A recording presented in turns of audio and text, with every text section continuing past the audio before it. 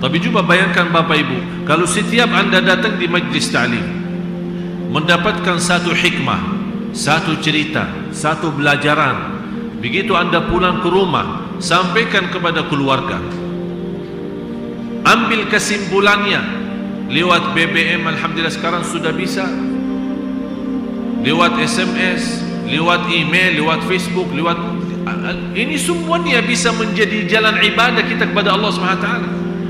Cuba bayangkan satu ilmu kita sebarkan, berapa ribu orang yang baca, hanya dibaca oleh mereka, hanya dibaca, berarti kita sudah sampaikan ilmu. Oleh karena itu Bapak Ibu, jangan menganggap hal itu kecil, tidak ada arti. Ini yang perlu kita kembangkan, yang perlu kita berbanyak, supaya kita nanti datang hari kiamat mempunyai amal salih, walaupun kecil-kecil sederhana, tapi ternyata karena kecil sama kecil menjadi seperti gunung besar di hadapan Allah SWT, yang membawa kita selamat dari siksa neraka jahannam. Wa amilus salihat wa tawasaw bil haq, memberikan wasiat, nasihat, ilmu, sampaikan dakwah. Dan itulah kelebihan sahabat. Begitu Sayyidina Abu Bakar radhiyallahu anhu menerima dakwah Rasulullah SAW dan mengucapkan kalimat syahadat, apa yang dilakukan oleh Sayyidina Abu Bakar?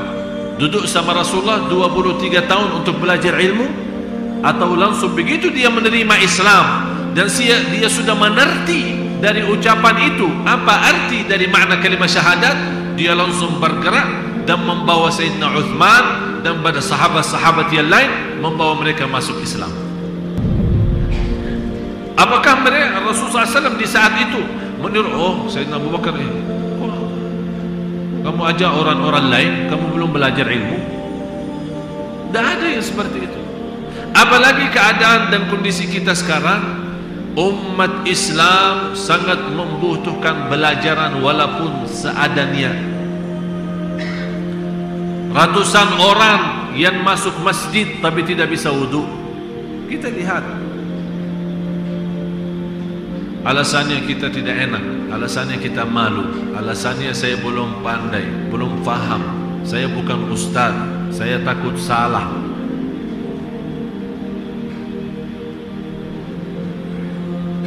Dan kita bisa punya bermacam cara untuk menyampaikan semampu kita.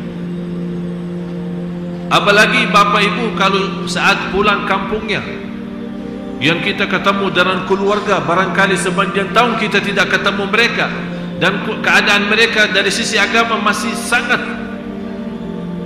sederhana. Ini berarti kita punya tugas dan kewajiban. Begitu pulang kampung, bukan hanya silaturahim dan menjadi da'i.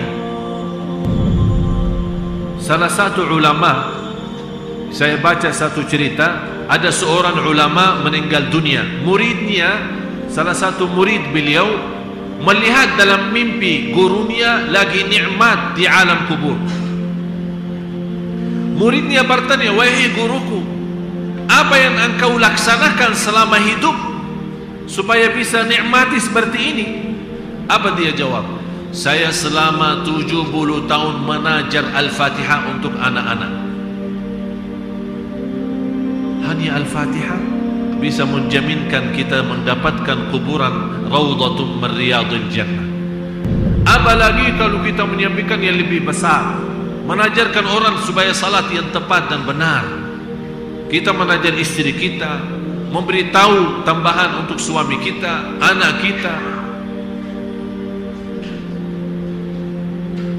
Tapi setiap kita belajar ilmu, bagaimana bisa Islam ini menjadi sederhana bagi kita? Setiap kita belajar ilmu, langsung kita praktik dan amalkan. Sebagaimana kita fahami, memang bahasan barangkali bisa orang berceramah 1 jam atau 40 menit. Kesimpulannya apa? Masa Bapak Ibu satu pun tidak mendapatkan ilmunya, satu saja, langsung segera mengamalkan dan sampaikan kepada yang lain. Itu menjadi salah satu ibadah yang sangat disukai dan dicintai Allah Subhanahu wa taala. Wa man ahsanu qawlan mimman da'a, siapa yang lebih baik dengan perkataannya. Berarti perkataan kita dalam bidang dakwah menyampaikan sesuatu walaupun satu persoalan. Oh mohon maaf, saya bisa mengajarkan cara wudu yang benar, tapi saya belum tahu cara salat yang benar. Udah, sampaikan wudu yang benar. Nanti insya Allah ada seorang lain yang bisa menyampaikan cara salat yang benar. Wa amila salihan wa qala innani minal muslimin. Imam Syafi'i rahimahullah berkata, kalau tidak ada Quran, coba bayangkan Bapak Ibu, bagaimana sejauh mana ilmu Imam Syafi'i yang boleh dalam satu surah yang 3 ayat suratul Asr, hanya 3 ayat. Kata Imam Syafi'i, kalau Allah tidak menurunkan Al-Quran sama sekali, tidak ada 30 juz, Allah hanya turunkan kepada Rasulullah suratul Asr untuk manusia, supaya manusia belajar, supaya manusia mengamalkan isi suratul Asr. Kata Imam Syafi'i, cukup bagi manusia diselamatkan dunia akhirat. Hanya surat Al-Asr, apalagi 30 juz.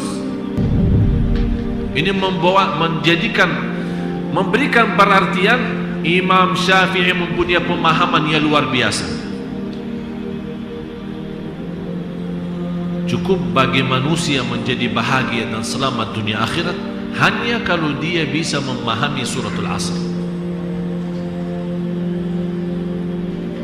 Malah ada sebagian ulama berkata suratul Asr itu sepertiga ilmu agama.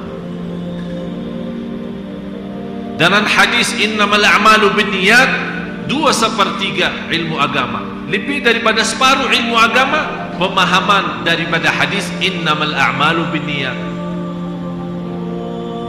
Dan niat itu memang luar biasa dahsyat.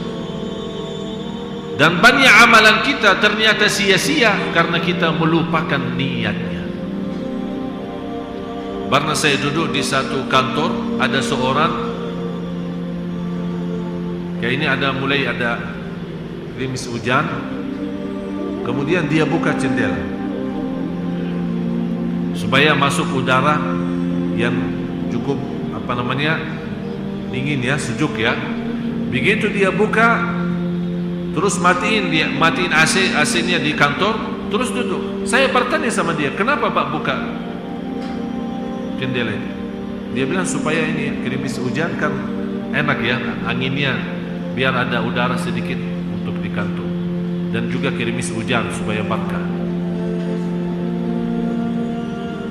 Jadi dia nawaitu saat dia buka jendela itu hanya untuk mendapatkan udaranya saja.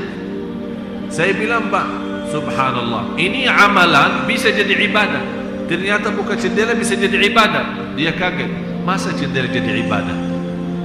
Saya bilang begini, kalau anda nawaitu saya buka jendela untuk supaya bisa jelas mendengar azan di masjid yang sebelah kantor saya, berarti akan sekaligus dapat udaranya masuk. Selama anda membuka jendela itu menjadi ibadah, karena kita punya nawaitu untuk mendengar azan di masjid yang sebelah kantor kita.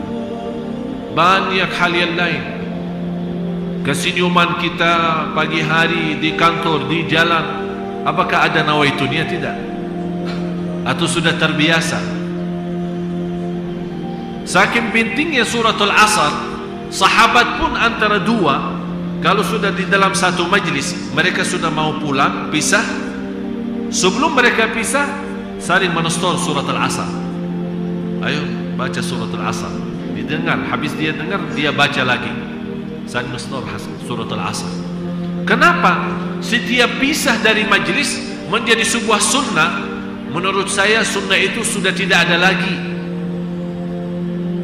Malah dianggap sebagian orang itu bid'ah, karena Rasulullah SAW tidak pernah lakukan.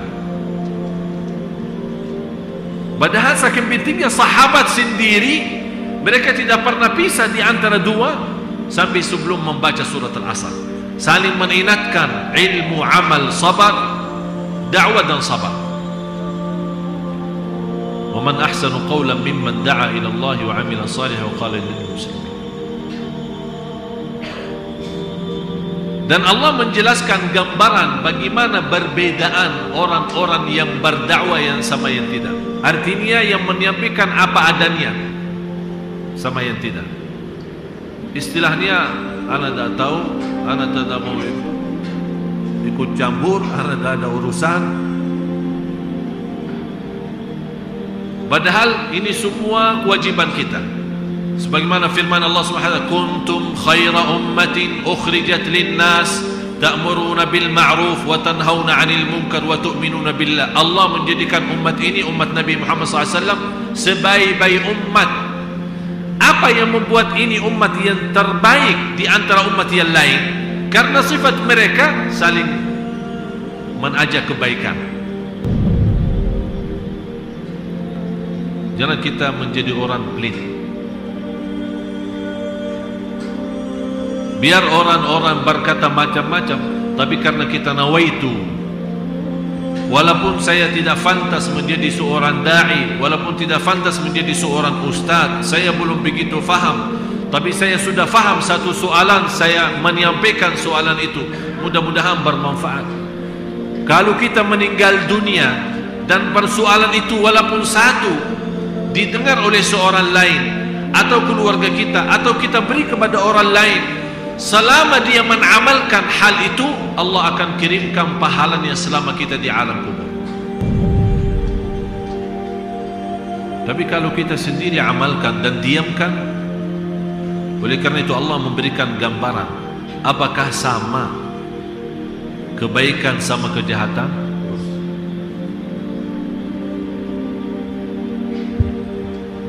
Dan tidaklah sama kebaikan dan kejahatan. Kira-kira sama enggak?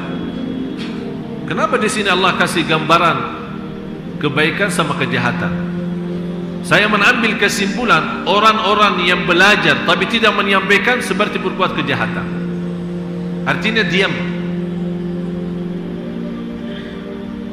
Menjadi bagi dia dosa. Apakah sama atau tidak sama orang-orang yang selalu mengajak kepada kebaikan?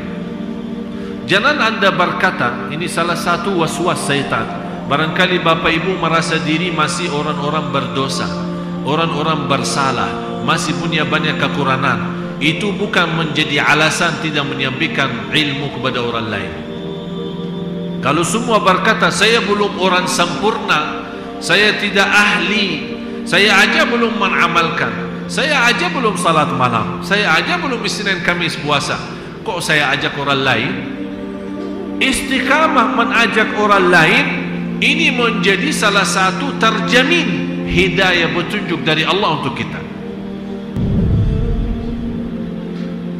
Bapak Ibu, kalau kita dapat ilmu dan kita amalkan, belum tentu terjamin kita dapat petunjuk. Tapi kalau kita belajar, kita amalkan, kita sampaikan, terjamin kita dapat petunjuk. Walladzina jahadu fina lanahdiyannahum subulana. Orang yang senantiasa bermujahadah di jalanku, kata Allah, dan menyampaikan dakwah kepada yang lain, lanahdiyannahum, kami akan jaminkan petunjuk bagi mereka. Bukan bagi orang yang mendengar dakwah kita, tidak, diri kita terjamin. Wa innallaha lama'al muhsinin, sungguh Allah bersama orang yang berbuat baik.